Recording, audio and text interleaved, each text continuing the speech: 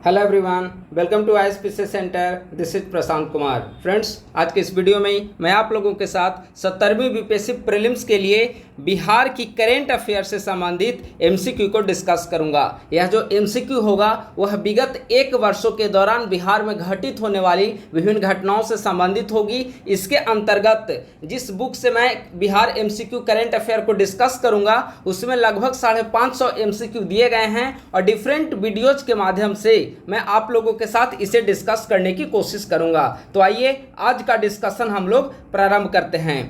पहला प्रश्न है, बिहार सरकार के द्वारा शुरू की जा रही अल्पसंख्यक उद्यमी योजना के तहत उद्योग स्थापित करने के लिए लाभार्थियों को प्रति इकाई अधिकतम कितने रुपए की आर्थिक सहायता प्रदान की जाएगी। तो आप सभी जानते हैं कि उद्यमी योजना के तहत प्रत्येक लाभार्थियों को 10 लाख रुपए की आर्थिक सहायता प्रोवाइड की जाती है। तो इसका आंसर हो जाएगा सी, यानी कि 10 लाख। यह जो 10 लाख रुपया प्रोवाइड किया जाएगा इसमें से 5 लाख रुपए सब्सिडी के रूप में दिए जाएंगे और बाकी जो 5 लाख रुपया होगा उसे लोन के रूप में प्रोवाइड किया जाएगा, जिसे विभिन्न किस्तों में लगभग 84 किस्तों में आपको भुगतान करना होगा। ठीक है, तो यह हो गया 10 लाख रुपए उद्यमी योजना के तहत। एक का आंसर हो जाएगा सी।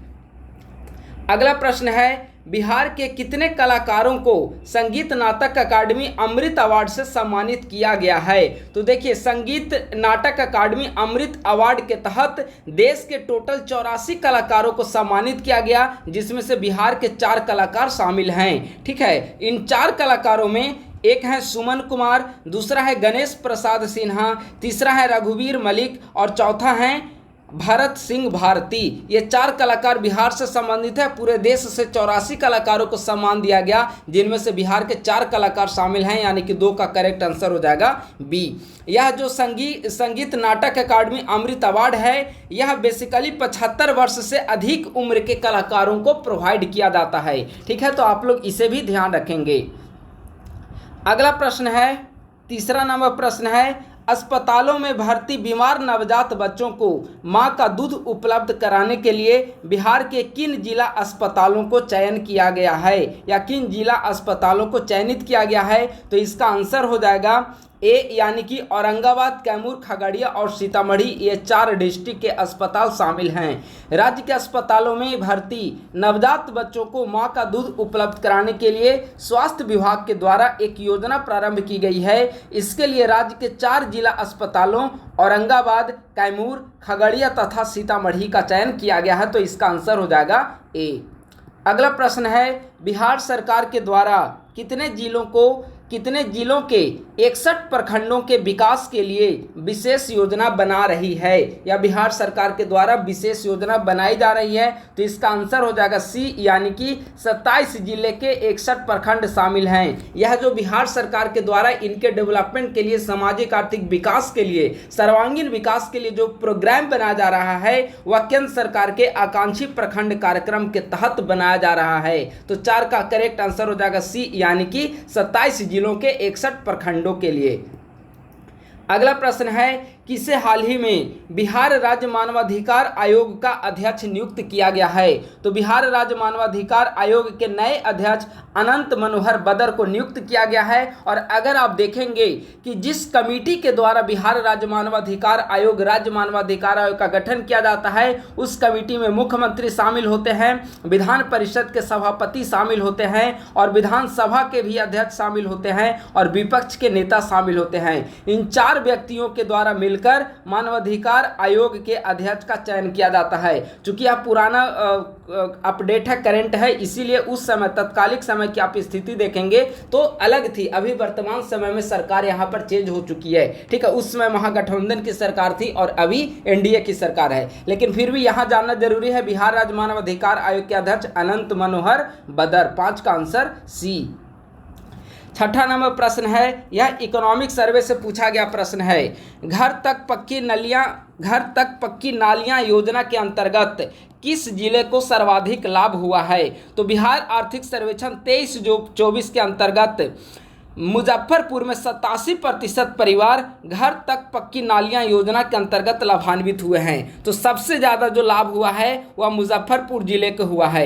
वहीं दूसरे नंबर पर देखें तो दरभंगा, वहां पर 86% लोग लाभान्वित हुए हैं। और तीसरे नंबर पर है गोपालगंज, जहां की 81% आबादी इससे लाभान्वित हुई है। तो सर्वाधिक लाभ घर तक पक्की नालियां योजना के अंतर्गत मुजफ्फरपुर जिले को, दूसरा नंबर दरभंगा और तीसरे नंबर को गोपालगंज जिले को। यह डेटा बिहार इकोनॉमिक सर्वे 23-24 के अंतर्गत दिया हुआ है।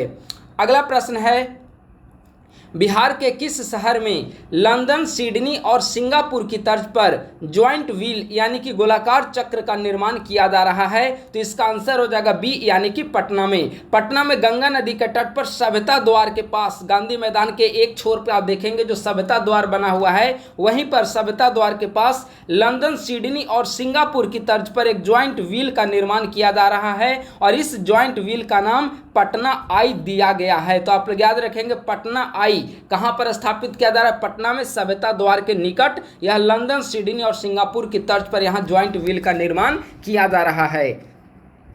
अगला प्रश्न है, बिहार सरकार ने राज्य के कितने प्रखंडों में दीदी अधिकार केंद्र खोलने की घोषणा की है? तो बिहार सरकार के द्वारा राज्य के 174 प्रखंडों में दीदी अधिकार केंद्र खोलने का निर्णय लिया गया है। तो इसका आंसर हो जाएगा बी। यह जो निर्णय है वह सितंबर 2023 में लिया गया था। यह जो केंद्र होगा वह प्रखंड परिसर में ही स्थापित किए जाएंगे, जहां पर ऑफिसर्स वगैरह बैठकर अपने कार्य संचालित करेंगे। ठीक है, तो दीदी अधिकार केंद्र राज्य के 174 प्रखंडों में खोला जाएगा। टाइम वर्ल्ड विश्वविद्यालय रैंकिंग में शामिल भारत के रिकॉर्ड 91 विश्वविद्यालयों में बिहार का कौन सा संस्थान शामिल है? तो बिहार का एकमात्र संस्थान शामिल है, वह है IIT Patna. Times higher education पत्रिका ने 2024 की विश्व यूनिवर्सिटी रैंकिंग में भारत के 91 विश्वविद्यालयों तथा शिक्षण संस्थानों को शामिल किया है। इस रैंकिंग में बिहार का एकमात्र शिक्षण संस्थान जो है वह IIT पटना इसमें शामिल हुआ है, जिसे संयुक्त रूप से 6ठा स्थान प्राप्त हुआ है। और IISc Bengaluru world university ranking में फर्स्ट नंबर पे है और IIT पटना बिहार का एकमात्र संस्थान जिसे इसमें शामिल किया गया है। और टोटल भारत के इस बार 91 यूनिवर्सिटीज को स्थान दिया गया है। तो इसका आंसर हो जाएगा IIT पटना। बिहार सरकार के द्वारा राज्य के कितने सरकारी ITI को सेंटर ऑफ एक्सीलेंस बनाने की घोषणा की गई है? तो इसका आंसर हो जाएगा 149। यह बिहार कैबिनेट के द्वारा इसका निर्णय लिया गया था। बिहार सरकार ने सूबे के जेलों को औद्योगिक हब के रूप में विकसित करने के लिए कैदियों द्वारा बने कपड़े, डेकोरेटिव आइटम्स और मसालों को किस ब्रांड के नाम से बेचने की घोषणा की है? तो बिहार सरकार के द्वारा मुक्ति ब्रांड के नाम से इसे बेचने की घोषणा की गई है। बिहार सरकार सूबे के जेलों को औद्योगिक हब के रूप में विकसित करने के लिए एक योजना बनाई। इस योजना के अंतर्गत कैदियों द्वारा बने उत्पादों को मुक्ति ब्रांड के नाम से बाजार में जारी किया जाएगा। जैसे कि कैदियों के द्वारा कपड़े का निर्माण किया जा सकता है, डेकोरेटिव आइटम, साबुन, मसाले आदि का निर्माण किया जाएगा। इन सब को मुक्ति ब्रांड के नाम से बेचा जाएगा। तो 11 का करेक्ट आंसर हो जाएगा बी। अगला प्रश्न है, यह बहुत महत्वपूर्ण प्रश्नों की सीरीज है, आप लोग अच्छे से सुनेंगे। इसमें लगभग 1 साल का करंट अफेयर सारा इसमें शामिल होगा। ठीक है, विभिन्न वीडियोस के माध्यम से मैं आप लोगों के साथ सारे सेक्शन को डिस्कस करूंगा। एम्स पटना राज्य के किस संस्थान के साथ मिलकर मौसम जनित बीमारियों से बचाव के लिए एक विशेष पूर्वानुमान जारी करेगा? बहुत महत्वपूर्ण सवाल है। मौसम विज्ञान केंद्र पटना के साथ मिलकर, यानी कि पटना एम्स जो है वह मौसम विज्ञान केंद्र के साथ मिलकर बीमारियों से बचाव के लिए जो मौसम जनित पूर्वानुमान होते हैं, कब वर्षा होगी, कब गर्मी का क्या टेम्परेचर होगा, तो यह इसके लिए एक समझौता दोनों के बीच किया गया है। तो 12 का करेक्ट आंसर हो जाएगा सी। अगला प्रश्न है, बाढ़ की विभीषिका से सीमांचल को बचाने के लिए किन 2 नदियों पर तटबंध बनाने की घोषणा की गई है? तो बाढ़ की विभीषिका से सीमांचल को बचाने के लिए बिहार सरकार के द्वारा रतवा और नागर ये 2 नदी हैं जिन पर तटबंध बनाने की घोषणा की गई है। और ये जो तटबंध होंगे वह 200 किलोमीटर लंबा तटबंध होगा। कौन से 2 नदी हैं? रतवा और नागर नदी। तो इसका आंसर हो जाएगा सी। अगला प्रश्न है, चौथे कृषि रोड मैप में फसल विविधीकरण योजना के तहत बिहार के कितने जिलों में औषधीय पौधे की खेती की जाएगी? तो चौथे कृषि रोड मैप के अंतर्गत बिहार के 9 जिलों में औषधीय पौधे की खेती की जाएगी। इन औषधीय पौधों में अगर देखा जाए तो तुलसी और शतावरी प्रमुख हैं। 14 का करेक्ट आंसर हो जाएगा 9। 29 सितंबर 2023 को मुख्यमंत्री नीतीश कुमार ने किस जिले में राज्य के छठे इथेनॉल यूनिट का उद्घाटन किया है? ठीक है, तो छठे इथेनॉल यूनिट जो बिहार राज्य का है, तो मुख्यमंत्री के द्वारा नालंदा जिले के बेन प्रखंड के अरावा गांव में इसका उद्घाटन किया गया है। 29 सितंबर 2023 को मुख्यमंत्री नीतीश कुमार ने राज्य के नालंदा जिले के बेन प्रखंड के अरावा गांव में Patel agri industries private limited के द्वारा 30 एकड़ में स्थापित इथेनॉल प्लांट का उद्घाटन किया गया है। इस संयंत्र की कुल क्षमता 500 किलो लीटर प्रतिदिन है। तो आप लोग याद रखेंगे, राज्य का छठा इथेनॉल प्लांट नालंदा जिले के बेन प्रखंड में 29 सितंबर 2023 को मुख्यमंत्री के द्वारा उद्घाटन किया गया। सितंबर 2023 में बिहार के किस रेलवे स्टेशन को food safety and standards authority of India ने पूर्व मध्य रेलवे और बिहार का प्रथम ईट राइट स्टेशन का दर्जा प्रदान किया है? तो इसका आंसर हो जाएगा बी, यानी कि Rajendra Nagar terminal. Food safety and standards authority of India ने राजेंद्र नगर टर्मिनल को पूर्व मध्य रेलवे तथा बिहार का प्रथम ईट राइट स्टेशन सर्टिफिकेट प्रदान किया है। बहुत महत्वपूर्ण सवाल है। वर्षा जल निकासी योजना के अंतर्गत निम्नलिखित में से किस शहर को स्वीकृति प्रदान नहीं की गई है? तो इसका आंसर हो जाएगा डी, यानी कि गया। वर्षा जल निकासी योजना के अंतर्गत 3 शहरों, एक है भागलपुर, दूसरा है पटना और तीसरा है मुजफ्फरपुर में परियोजनाओं की स्वीकृति प्रदान की गई है। इनमें से गया शहर शामिल नहीं है, यानी कि वर्षा जल निकासी योजना के तहत मुजफ्फरपुर, पटना और भागलपुर, इन तीनों शहरों को स्वीकृति प्रदान की गई है जल निकासी योजना के अंतर्गत। तो 17 आंसर हो जाएगा डी, इनमें गया शामिल नहीं है। 18 नंबर प्रश्न है, बिहारी समुदाय को एकत्रित व संगठित करने के लिए भारत सरकार के द्वारा प्रमाणित संगठन इंडियन पीपल फोरम के बिहार चैप्टर की शुरुआत किस देश में हुई है? तो इसका आंसर हो जाएगा सी, यानी कि यूएई में इसकी शुरुआत की गई है। तो 18 का करेक्ट आंसर हो जाएगा सी। सितंबर 2023 में रिजर्व बैंक पटना के क्षेत्रीय निदेशक पद पर किनकी नियुक्ति की गई है? तो इसका आंसर हो जाएगा सुजीत कुमार अरविंद। सुजीत कुमार अरविंद ने आरबीआई का जो ब्रांच है पटना, उसके क्षेत्रीय निदेशक का पदभार ग्रहण किया है। तो 19 का करेक्ट आंसर हो जाएगा सी। अगला प्रश्न है, बाल कुपोषण के प्रबंधन एवं रेफरल में उत्कृष्ट कार्य करने हेतु बिहार की किस महिला को केंद्र सरकार ने सम्मानित किया है? तो इसका करेक्ट आंसर हो जाएगा ललिता कुमारी और कल्पना कुमारी। ठीक है, देखिए, बाल कुपोषण के प्रबंधन एवं रेफरल में उत्कृष्ट कार्य करने हेतु राज्य की 2 महिलाओं आशा कार्यकर्ता कल्पना कुमारी, यानी कि एक आंसर हो जाएगा सी, तथा सेविका ललिता कुमारी को केंद्रीय महिला एवं बाल विकास मंत्री स्मृति ईरानी ने सम्मानित किया। तो इसका आंसर हो जाएगा 1 से अधिक, यानी कि डी। आप लोग याद रखेंगे, बाल कुपोषण के प्रबंधन एवं रेफरल में उत्कृष्ट कार्य करने के लिए बिहार की 2 महिलाओं को सम्मानित किया गया, ललिता कुमारी और कल्पना कुमारी को। किसके द्वारा सम्मानित किया गया? तो महिला और बाल विकास मंत्री स्मृति ईरानी के द्वारा। अब महिला बाल विकास मंत्री स्मृति ईरानी नहीं रही, अब अन्नपूर्णा देवी को बनाया गया है। 23 दिसंबर 2023 को पटना में आयोजित होने वाली बिहार इन्वेस्टर्स मीट में किस दक्षिण एशियाई देश का प्रतिनिधि मंडल शामिल हुआ है? तो इसका करेक्ट आंसर हो जाएगा सी, यानी कि बांग्लादेश। इंदौर की तर्ज पर बिहार के किस शहर में क्लीन स्ट्रीट फूड हब बनाने की घोषणा केंद्रीय स्वास्थ्य एवं शहरी कार्य मंत्रालय तथा राज्य खाद्य सुरक्षा विभाग ने की है? तो इंदौर की तर्ज पर क्लीन स्ट्रीट फूड हब बनाने की जो घोषणा की गई है वह पटना, गया, भागलपुर और मुजफ्फरपुर में, ठीक है, इन 4 जगहों पर स्थापित किया जाएगा। इन 4 जिलों में इंदौर की तर्ज पर क्लीन स्ट्रीट फूड हब बनाने का निर्णय लिया गया। कौन कौन 4 जिले हैं? पटना, गया, भागलपुर और मुजफ्फरपुर। अमेरिका के स्टैनफोर्ड विश्वविद्यालय ने दुनिया भर के शीर्ष 2% वैज्ञानिकों की सूची जारी की है। इसमें बिहार के कितने प्रोफेसरों को शामिल किया गया है? तो इसमें बिहार के 22 प्रोफेसर शामिल हैं। अमेरिका के स्टैनफोर्ड ने विश्व के शीर्ष 2% वैज्ञानिकों की सूची जारी की है।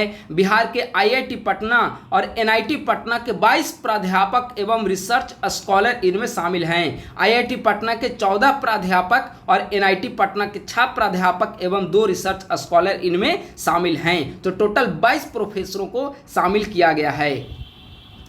बिहार राज्य प्रदूषण परिषद के द्वारा आईआईटी कानपुर के सहयोग से गांव में हवाओं की गुणवत्ता की जांच हेतु कितने प्रखंडों में सेंसर वायु गुणवत्ता निगरानी स्टेशन लगाने का कार्य पूरा कर लिया गया है? तो इसका आंसर हो जाएगा सी, यानी कि 534 ब्लॉक।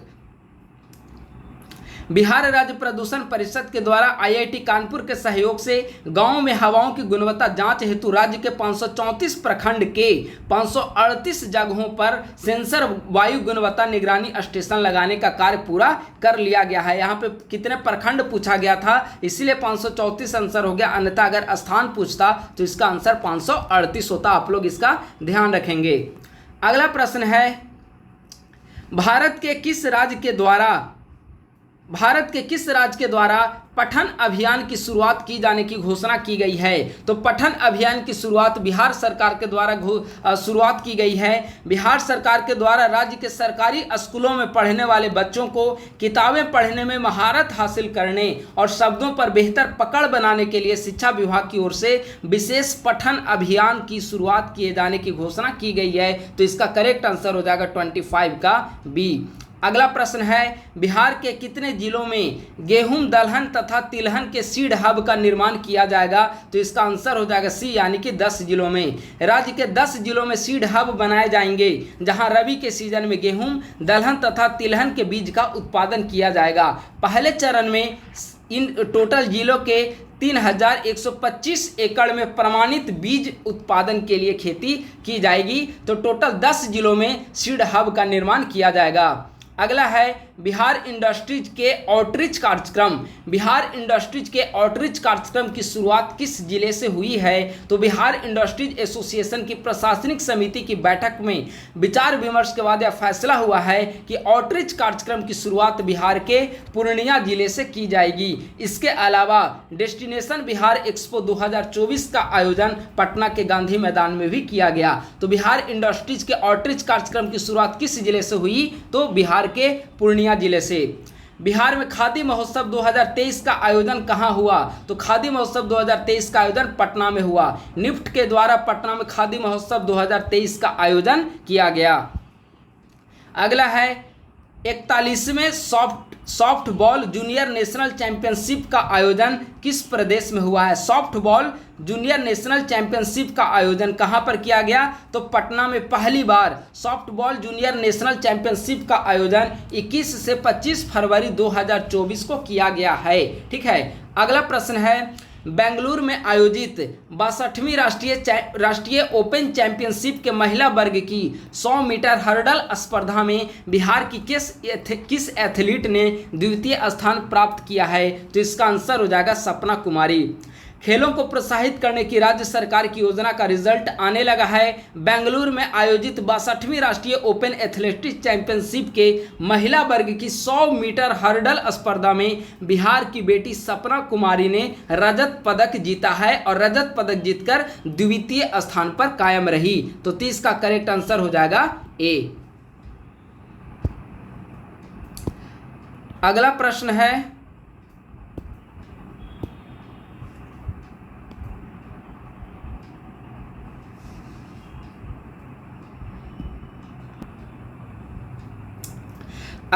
है, बिहार सरकार के द्वारा कितने पंचायत सरकार भवनों के निर्माण का शिलान्यास किया गया है? तो बिहार सरकार के द्वारा मुख्यमंत्री नीतीश कुमार ने 2000 पंचायत सरकार भवनों के निर्माण की आधारशिला अक्टूबर 2023 में रखी। तो इसका आंसर हो जाएगा बी, यानी कि 2000।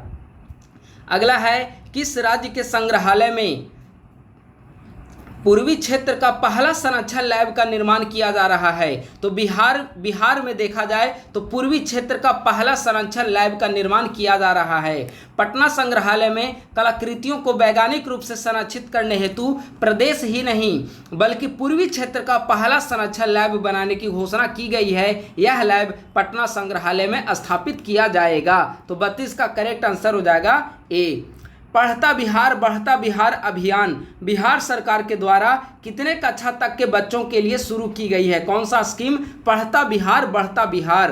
तो इसका आंसर हो जाएगा डी, यानी कि 5वीं क्लास तक के बच्चों के लिए बिहार सरकार के द्वारा पढ़ता बिहार बढ़ता बिहार अभियान की शुरुआत की गई है।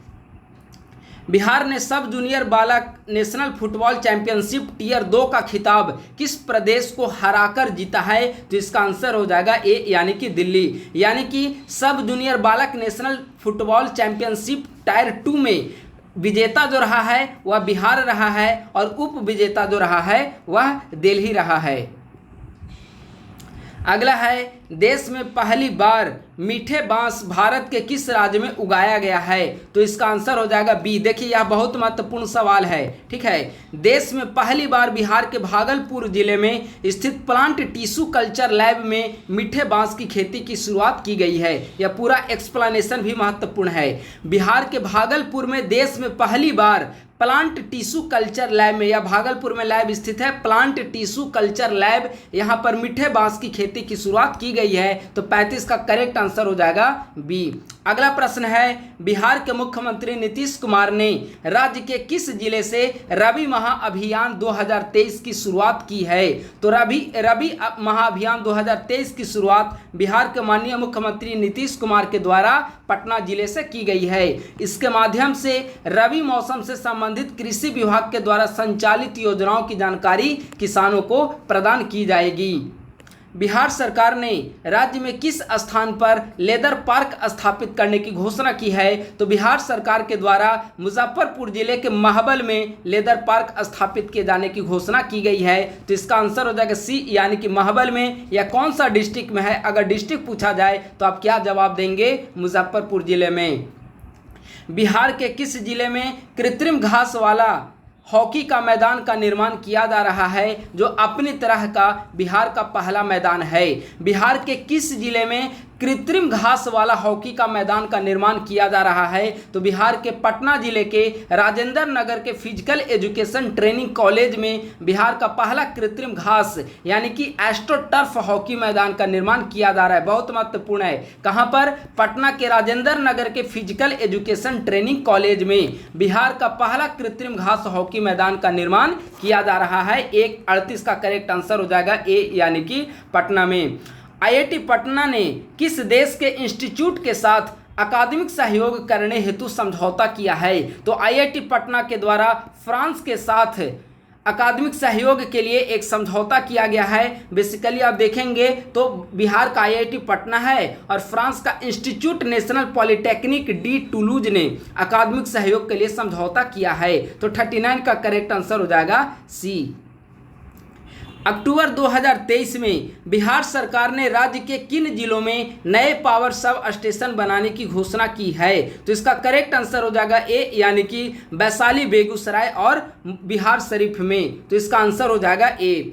मैथ पर अंतर्राष्ट्रीय सम्मेलन का आयोजन बिहार में कहां पर किया गया? मैथ पर अंतर्राष्ट्रीय सम्मेलन का आयोजन, तो मैथ पर अंतर्राष्ट्रीय सम्मेलन का आयोजन NOU नालंदा परिसर में किया गया है। NOU नालंदा एवं बिहार मैथमेटिकल सोसाइटी की ओर से 4 से 6 नवंबर 2023 तक गणित विषय में एक्सप्लोरिंग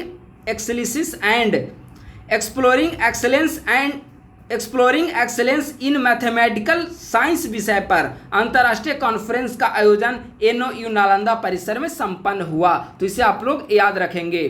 बिहार की सबसे ऊंची सड़क को फतह कर विश्व की सबसे ऊंची सड़क को फतह कर इतिहास रचने वाली बिहार की बेटी सविता महतो किस जिले की रहने वाली है? बताइए, आसान प्रश्न है। यह सारण छपरा की रहने वाली है। बिहार की सारण निवासी सविता महतो बिहार के सारण जिले के पानापुर प्रखंड की पर्वतारोही एवं साइकिलिस्ट सविता महतो ने उमलिंगला दर्रा, जो कि विश्व की सबसे ऊंची सड़क है, तो उमलिंगला दर्रा कहाँ पर स्थित है? लद्दाख में। उसको फतह कर इतिहास रचा है। या विश्व की सबसे ऊंची सड़क है जो कि 19,300 फीट की ऊंचाई पर स्थित है। ठीक है, तो सविता महतो बिहार के सारण जिले से संबंधित हैं।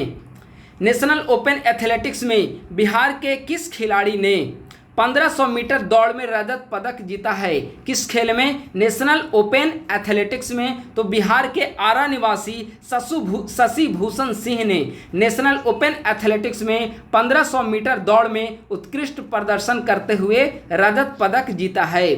बिहार की किस बेटी को हाल ही में मिसेज क्रिएटिविटी यूनिवर्स से सम्मानित किया गया है? तो बिहार के पटना या मनेर निवासी शिप्रा सिंह को मिसेज क्रिएटिविटी यूनिवर्स से सम्मानित किया गया है। इसका आयोजन फिलीपींस मनीला में किया गया। बिहार के किस जिले के आंगनवाड़ी केंद्रों में प्ले स्कूल और चिल्ड्रन पार्क स्थापित किए जाएंगे? तो इसका आंसर हो जाएगा ए, यानी कि पटना में। अक्टूबर 2023 में आयोजित Japan association of travel agents के कार्यक्रम में बिहार के किस राजनेता ने भाग लिया? तेजस्वी प्रसाद ने भाग लिया। क्यों भाग लिया? क्योंकि बिहार के उस समय, जिस समय इसका आयोजन किया गया था, उस समय पर्यटन मंत्री जो थे वह तेजस्वी यादव ही थे और पर्यटन को आकर्षित करने के लिए उन्होंने जापान में रोड शो भी किया था। ठीक है, तो Japan association of travel agents के कार्यक्रम में बिहार के तत्कालीन उप मुख्यमंत्री सह पर्यटन मंत्री तेजस्वी यादव ने भाग लिया था। ठीक है, अगला प्रश्न है, बिहार गृह विभाग ने राज्य के किस जिले के 2 गांव गोही व विधि को फायरिंग रेंज के रूप में अधिसूचित किया है? तो इसका आंसर हो जाएगा ए, यानी कि गया जिला। गया जिला के बाराचट्टी स्थित गोही एवं विधि गांव को फायरिंग रेंज के रूप में अधिसूचित किया है और इस स्थल का 20 वर्ष तक गोलीबारी अभ्यास क्षेत्र के रूप में इसका यूज किया जाएगा। अक्टूबर 2023 में बिहार का चौथा कृषि रोड मैप किसके द्वारा लॉन्च किया गया? तो राष्ट्रपति द्रौपदी मुर्मू के द्वारा लॉन्च किया गया। कब? तो द्रौपदी मुर्मू के द्वारा 18 अक्टूबर 2023 को चौथे कृषि रोड मैप को लॉन्च किया गया है। हालांकि रोड मैप की अवधि देखेंगे, चौथे कृषि रोड मैप की अवधि वह 1 अप्रैल 2023 से प्रारंभ हो गई है और 31 मार्च 2028 तक चौथे कृषि रोड मैप की अवधि है। लेकिन राष्ट्रपति के द्वारा इसकी औपचारिक शुरुआत 18 अक्टूबर 2023 को ज्ञान भवन पटना में की गई। बिहार के किस व्यक्ति को भारतीय बॉल बैडमिंटन महासंघ का निर्विरोध अध्यक्ष निर्वाचित किया गया है? तो इसका आंसर हो जाएगा बी, यानी कि नवल किशोर यादव को। गोविंद झा जिनका निधन अक्टूबर 2023 में हो गया है, किससे संबंधित हैं? तो गोविंद झा का संबंध मैथिली साहित्य से है। मैथिली साहित्य के वयोवृद्ध साहित्यकार पंडित गोविंद झा का हाल ही में निधन हो गया है। ये 102 वर्ष के थे और इन्हें साहित्य अकादमी का मूल और अनुवाद का पुरस्कार फादर कामिक बुल्के आदि से सम्मानित किया गया है। तो 50 का आंसर हो जाएगा गोविंद झा मैथिली साहित्य से संबंधित रहे हैं।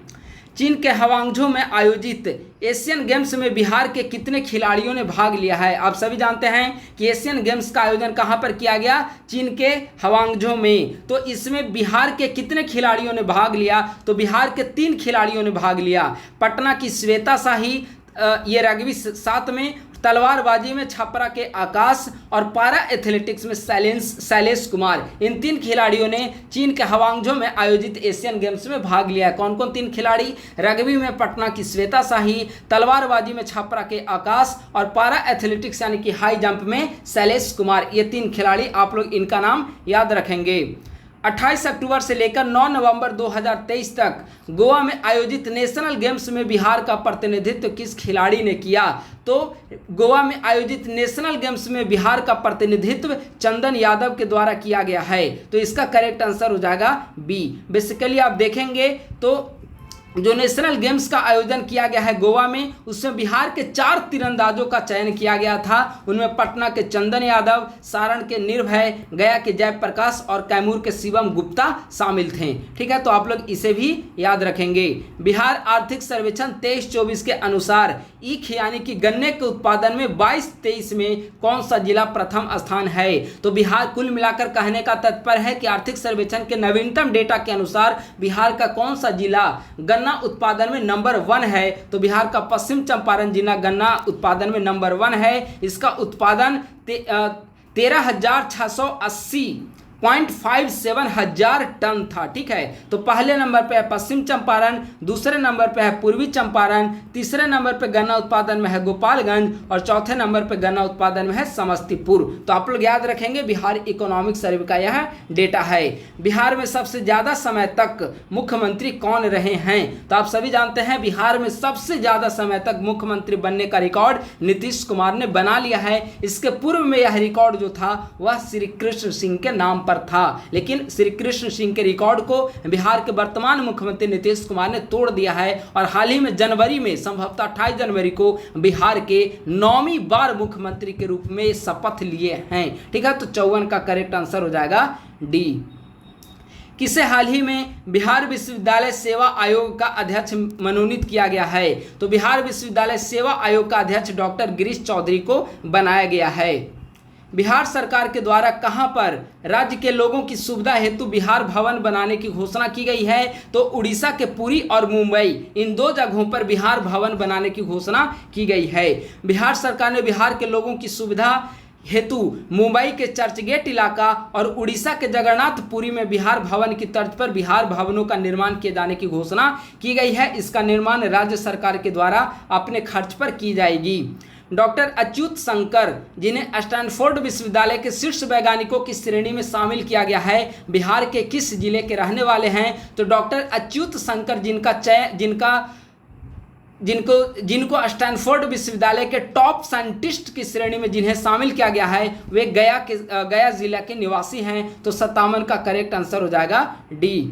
चीन के हवांगझू में संपन्न पैरा एशियन गेम्स में बिहार के किस खिलाड़ी ने हाई जंप में स्वर्ण पदक जीता है? अभी हमने बताया था कि बिहार से कितने खिलाड़ियों का चयन किया गया, उसमें हमने आप सभी को बताया था कि जो पैरा एथलेटिक्स से हाई जंप है उनमें शैलेश कुमार बिहार की तरफ से भाग लिए थे और इन्होंने हाई जंप में स्वर्ण पदक जीत लिया, जो कि जमुई के रहने वाले थे। बिहार के 3 खिलाड़ी शामिल हुए, अभी हमने ऊपर में नाम आपको बताया। पैरा एथलेटिक्स में शैलेश कुमार शामिल हुए थे जो कि जमुई के रहने वाले हैं और इन्होंने स्वर्ण पदक अपने नाम किया है। 37वें राष्ट्रीय खेल में बिहार के खिलाड़ी कितने स्पर्धाओं में भाग लिए? तो बिहार के खिलाड़ियों ने कुल 22 स्पर्धा में भाग लिया है और इसमें 37वें जो राष्ट्रीय खेल था उसमें बिहार के 206 सदस्यीय दल ने भाग लिया है और इनमें से ये जो 206 खिलाड़ी थे उन सभी ने मिलकर 22 खेलों में अपनी चुनौती पेश की। तो 59 का आंसर हो जाएगा ए, यानी कि 22 स्पर्धा में बिहार के खिलाड़ियों ने भाग लिया।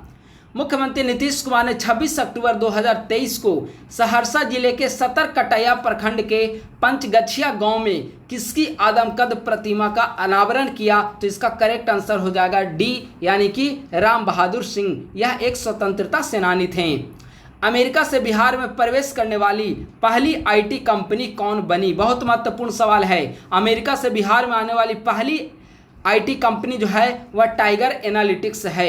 अमेरिका की सिलिकॉन वैली की एक आर्टिफिशियल इंटेलिजेंस कंपनी यानी कि टाइगर एनालिटिक्स क्या है? एआई से रिलेटेड कंपनी है। इन्होंने बिहार में अपना कार्यालय खोला है।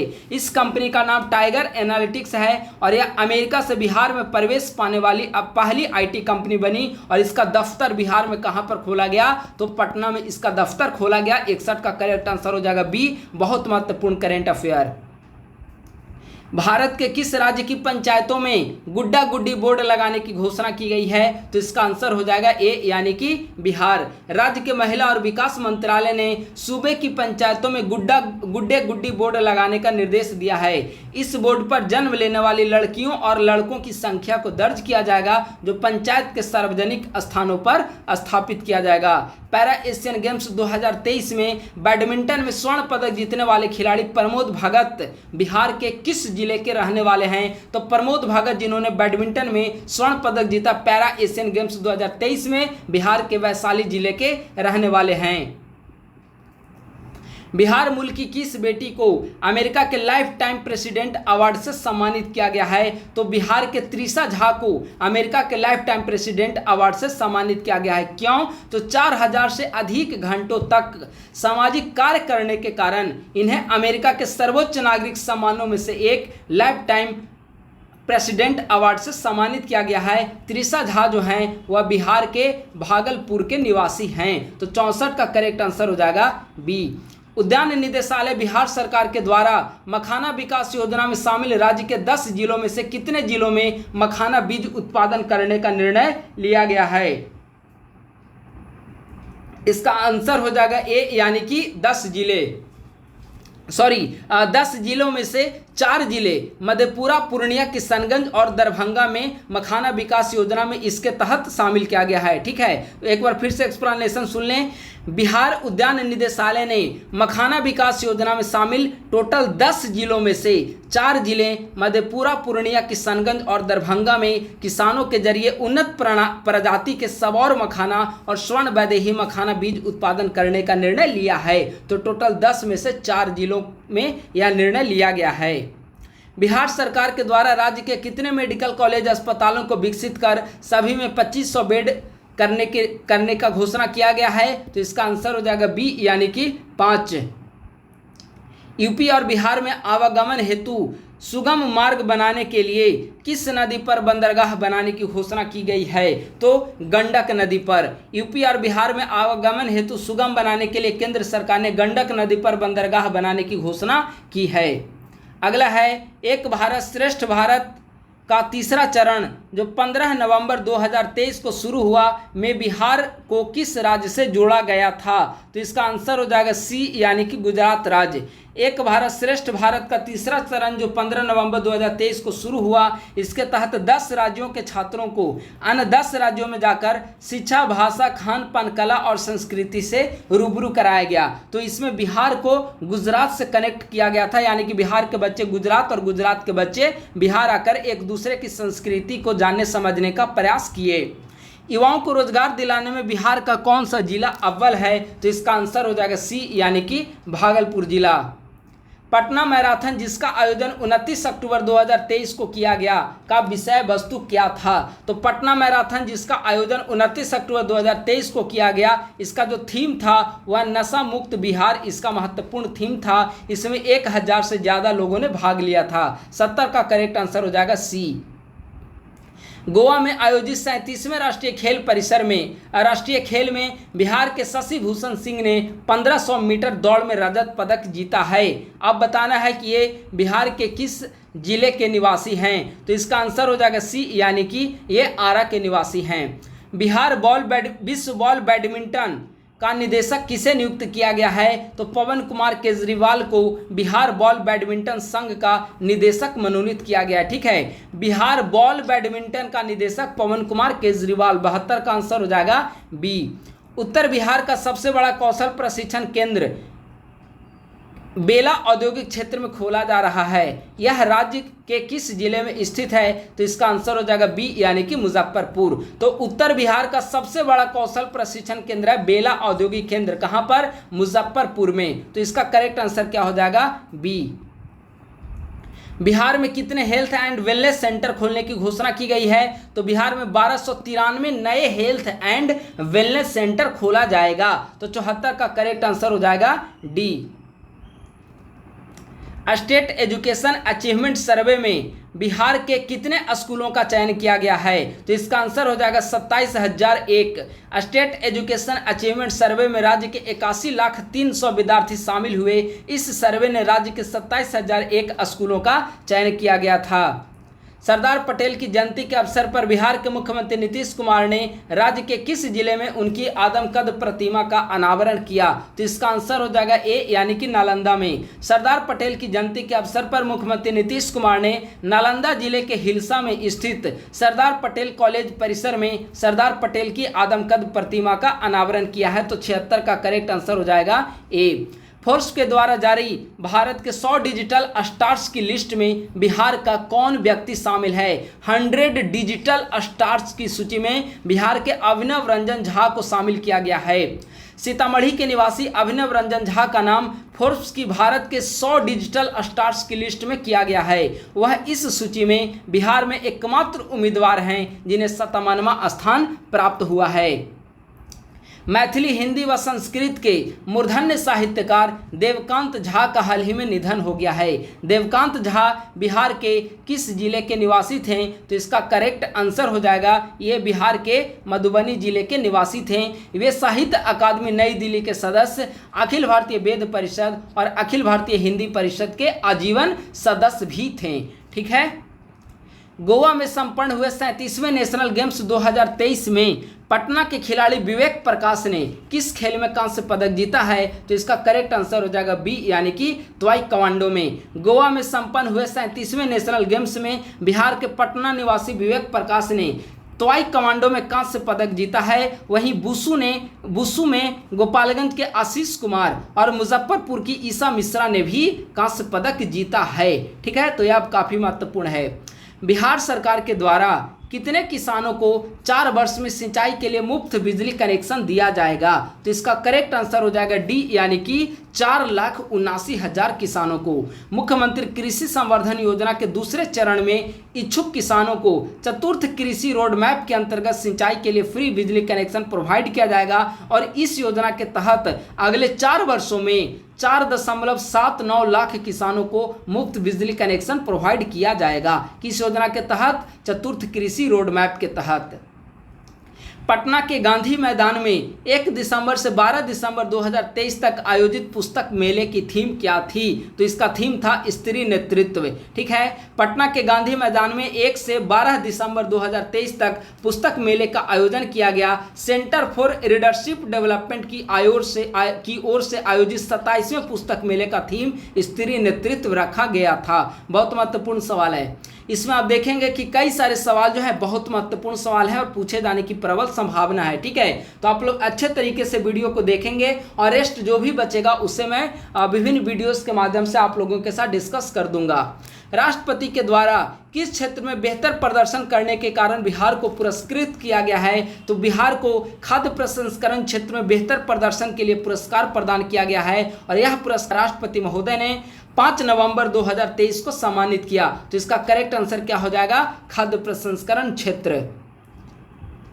6 से 8 नवंबर 2023 तक आयोजित हुए वर्ल्ड ट्रैवल मार्केट शो जिसमें बिहार पर्यटन ने भी भाग लिया, कहां आयोजित किया गया? तो इसका करेक्ट आंसर हो जाएगा सी, यानी कि लंदन में। बिहार की राजधानी लंदन के वर्ल्ड ट्रैवल मार्केट शो में बिहार पर्यटन ने भी भाग लिया। 6 से 8 नवंबर 2023 तक आयोजित हुए वर्ल्ड ट्रैवल मार्केट शो अतुल्य भारत पैवेलियन का उद्घाटन भारत के उच्चायुक्त विक्रम दोराईस्वामी, भारतीय पर्यटन मंत्रालय के सचिव बी विद्यापति और बिहार के पर्यटन सचिव अभय कुमार कुशवाहा के द्वारा संयुक्त रूप से किया गया है। बिहार के किस व्यक्ति को नवंबर 2023 में आचार्य चरक सेवा सम्मान से सम्मानित किया गया है? तो ज्योतिष शास्त्र में उल्लेखनीय योगदान के लिए आचार्य चरक सम्मान ज्योतिविद कुमार राजेश रंजन को बिहार सरकार के मंत्री आलोक मेहता और वरिष्ठ IPS अधिकारी वैभव कृष्णा के द्वारा दिया गया। तो इसका आंसर क्या हो जाएगा? कुमार राजेश रंजन को, यानी कि आचार्य चरक सेवा सम्मान कुमार राजेश रंजन को प्रदान किया गया है। ढाका में आयोजित साउथ एशियन सैम्ब्रो प्रतियोगिता में भारतीय टीम में शामिल बिहार के खिलाड़ियों ने कितने पदक जीते हैं? तो इसमें बिहार के खिलाड़ियों ने कुल 25 पदक जीते, जिनमें 6 स्वर्ण पदक, 10 रजत पदक और 9 कांस्य पदक शामिल है।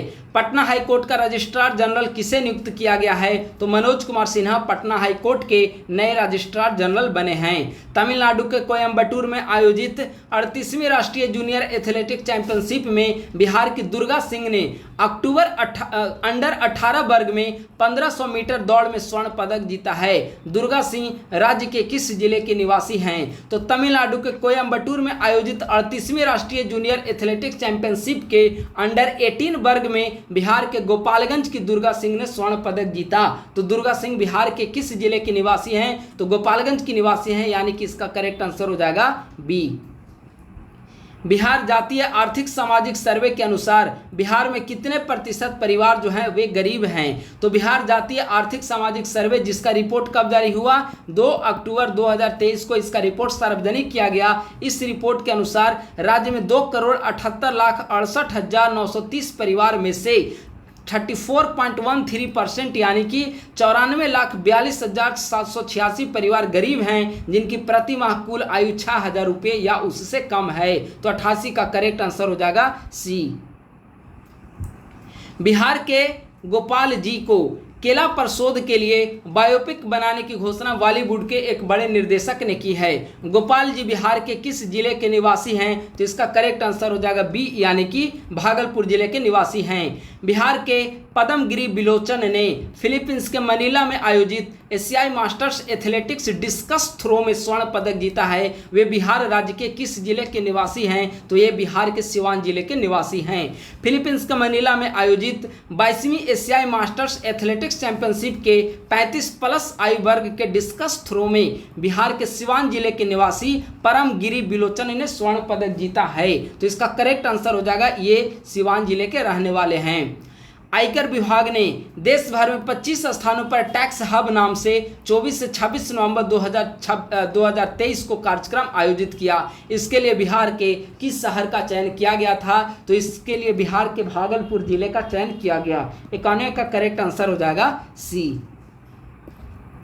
तमिलनाडु के कोयम्बटूर में संपन्न 38वीं जूनियर एथलेटिक्स प्रतियोगिता में अंडर 20 वर्ग में बिहार की किस महिला खिलाड़ी ने जेवलिन थ्रो में स्वर्ण पदक जीता है? तो इसका करेक्ट आंसर हो जाएगा ए यानी कि निशी कुमारी। तमिलनाडु के कोयम्बटूर में संपन्न 38वीं राष्ट्रीय जूनियर एथलेटिक्स चैंपियनशिप प्रतियोगिता में बालिका अंडर 20 जेवलिन थ्रो प्रतियोगिता में निशी कुमारी ने स्वर्ण पदक जीता है। तो आप लोग याद रखेंगे स्वर्ण पदक किसने जीता? निशी कुमारी ने। तमिलनाडु के कोयम्बटूर में संपन्न हुई 38वीं राष्ट्रीय जूनियर एथलेटिक्स प्रतियोगिता के बालक अंडर 14 वर्ग के जेवलिन थ्रो में स्वर्ण पदक किसने जीता? अभी था बालिका, ठीक है, तो उसमें निशी कुमारी, और यहाँ पे बालक अंडर 14 वर्ग, तो इसका आंसर हो जाएगा बी यानी कि किशु सिंह। बिहार का पहला मोटर दुर्घटना न्यायाधिकरण का गठन राज्य के किस प्रमंडल में हुआ? बहुत महत्वपूर्ण सवाल। तो इसका गठन दरभंगा प्रमंडल में किया गया है। परिवहन विभाग के द्वारा जारी अधिसूचना के बाद दरभंगा प्रमंडल के लिए बिहार मोटर दुर्घटना न्यायाधिकरण का गठन किया गया है। यह बिहार में गठित किए जाने वाले 7 न्यायाधिकरण में सबसे पहला न्यायाधिकरण है। तो बिहार का पहला मोटर दुर्घटना न्यायाधिकरण का गठन बिहार के किस प्रमंडल में किया गया? तो दरभंगा प्रमंडल में किया गया।